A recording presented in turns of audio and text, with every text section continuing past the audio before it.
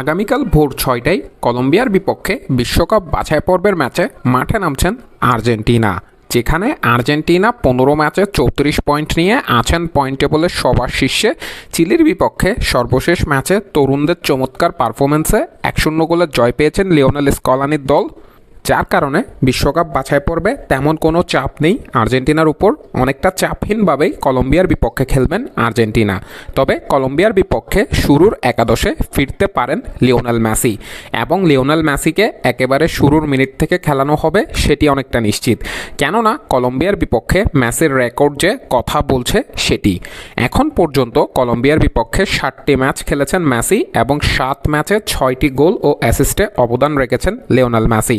অর্থাৎ বুঝতেই পারছেন কলম্বিয়ার বিপক্ষে ভয়ানক পারফর্ম করে অ্যালেমটেন।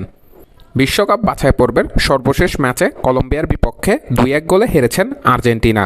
সে ম্যাচে অবশ্যই লিওনেল মেসি ছিলেন না, মেসি খেলেননি সে ম্যাচে।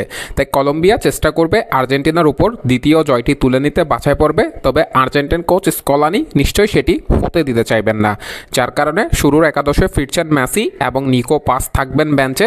সেই সাথে সাসপেনশন কাটিয়ে একাদশে ফিরতে পারেন এনজো ফার্নান্দেস এবং নিকোলাস ওটামেন্ডি। তবে তারা শুরুর একাদশে না ফিরলেও হয়তো সাবস্টিটিউট হিসেবে বেঞ্চ থেকে আসতে পারেন, যেখানে হয়তো আবারও বালের দিকে সুযোগ দিবেন স্কলানি ডিফেন্সে। সেই সাথে মিডফিল্ডে চমৎকার খেলা এক্সেকিয়েল পালাসিওসকেই সুযোগ দিবেন স্কলানি, যেখানে স্ট্রাইকার হিসেবে হুলিয়ান আলভারেজ এবং ২ অ্যাটাকার হিসেবে গুইলিয়ানো সিমিওনির সাথে থিয়াগো আলমাদাই খেলবেন, যারা চমৎকার পারফর্ম করছেন ইদানিং।